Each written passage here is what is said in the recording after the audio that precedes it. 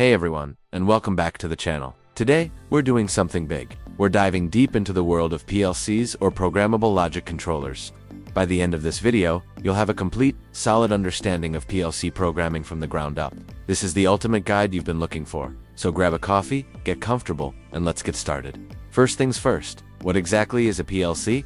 Think of it as the brain of industrial automation. It's a rugged, specialized computer used to control machines and processes in factories, power plants, and all sorts of automated systems. Unlike your home computer, a PLC is built to withstand harsh environments. Think vibrations, extreme temperatures, and electrical noise. Its job is to take in information from sensors, make decisions based on a program you write, and then send out commands to actuators like motors, valves, and lights. Simple, right? But the power is in the details. So, how do we talk to this brain? We use programming languages. The most common and foundational language for PLCs is ladder logic, also known as ladder diagram, or LDY. Is it called ladder logic? Because it looks just like the electrical ladder diagrams that electricians and technicians have been using for decades.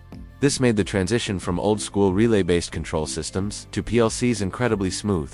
The visual nature of ladder logic makes it intuitive to learn and easy to troubleshoot on the factory floor. Let's break down the basic components of a ladder logic program. You have two vertical lines, called rails, which represent the power source. Between these rails, we draw horizontal lines called rungs. Each rung represents a single line of logic. On these rungs, we place instructions. The most fundamental instructions are contacts and coils. Contacts are our inputs. They represent things like push buttons, sensors, or switches. They ask the question, is this condition true? A normally open contact is true when the input is on, and a normally closed contact is true when the input is off.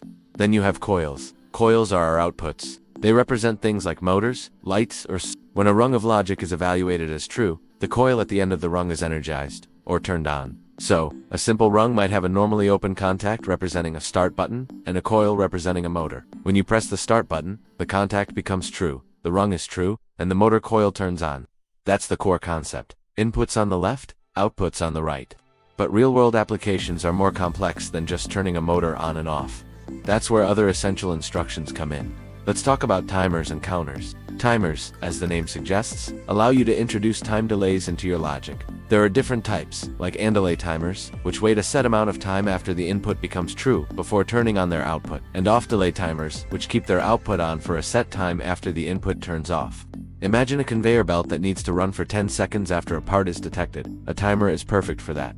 Counters are used to count events. You have up counters that increment each time a condition goes from false to true, and down counters that let's say you need to package 12 items into a box. You could use a sensor to detect each item and connect it to a counter. Once the counter reaches a preset value of 12, it can trigger an output to move the full box away and bring in an empty one. Timers and counters are the workhorses of PLC programming, and you'll find them in almost every program. Now let's move on to data handling and comparison instructions. Your PLC isn't just dealing with on-off signals. It often works with numerical values from things like temperature sensors, pressure transmitters, or analog dials. These are called analog inputs. To make decisions based on these values, we use comparison instructions.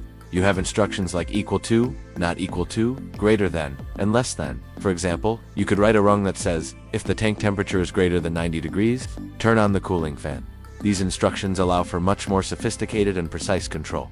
We also have math instructions. Your PLC can perform basic arithmetic, addition, subtraction, multiplication, and division. This is incredibly useful for things like calculating flow rates, tracking total production, or converting units of measurement. For example, you could take a raw value from a sensor, multiply it by a scaling factor, and add an offset to get a real-world value in degrees Celsius or PSI. These math functions open up a whole new level of process control. To keep our programs organized and readable, we use a concept called subroutines. A large, complex automation task can result in a program that's hundreds or even thousands of rungs long. Trying to navigate and troubleshoot a single massive block of code is a nightmare. Subroutines allow you to break your program into smaller, manageable chunks. You might have one subroutine for machine startup, another for the main operating cycle, one for fault handling, and another for shutdown. Your main program then simply calls these subroutines when they're needed. This modular approach is key to writing professional, maintainable PLC code. Now, let's talk about some more advanced concepts. One is the concept of memory and data registers. A PLC has different types of memory. You have input and output image tables that store the status of your physical eye. Oh, but you also have internal memory bits, often called internal relays or flags. These are bits you can turn on and off within your program, but they don't correspond to any physical output. They're like virtual flags you can use to pass information between different parts of your logic. For instance, you could set an internal bit to indicate that the system is ready, and then use that bit as a condition in many other rungs. Similarly, you have data registers. These are like memory slots where you can store numerical values, the results of your math operations. The current value of a timer, or data you want to log. Understanding how to manage this memory is crucial for creating programs that can track information and perform complex sequences. Another powerful language you might encounter, especially in European systems, is structured text, or STREET. Unlike the graphical ladder logic, structured text is a text-based language that looks a lot like Pascal or C. It's excellent for handling complex math, loops, and conditional logic using if-then-else statements. While ladder logic is great for simple sequential control, structured text shines when you need to implement complex algorithms or data manipulation. Many modern PLC platforms allow you to mix and match languages, using ladder logic for the parts where it excels and structured text for others. So, let's put it all together. Imagine a simple bottling line. A sensor detects an empty bottle is in place. This starts a timer and opens a valve to fill the bottle. The timer runs for 5 seconds. When the timer is done, it closes the fill valve. Another sensor might confirm the bottle is full. Then, a motor starts to move the conveyor belt forward. A counter tracks how many bottles have been capped. After 1,000 bottles, it might turn on a light to signal that the cap supply needs to be refilled. All of this, the sequence, the timing, the counting, is orchestrated by the PLC program you wrote using a combination of contacts, coils, timers, counters, and maybe some math. Getting started with PLC programming might seem daunting, but it's a step-by-step process. The best way to learn is by doing. There are many great PLC simulation software packages available. Some are even free from the manufacturers. You can download one and start building simple circuits.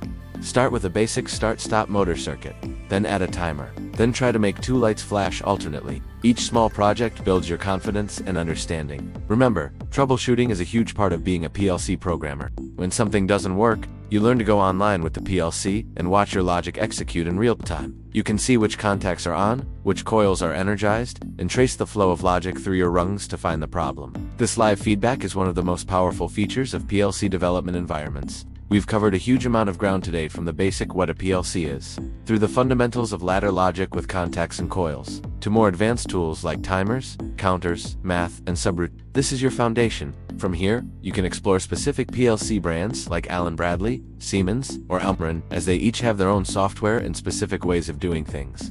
But the core principles we've discussed today apply to all of them. PLC programming is a fantastic and rewarding skill to have, opening doors to careers in manufacturing, robotics, and automation. I hope this detailed overview has demystified the topic for you and given you the confidence to take the next step.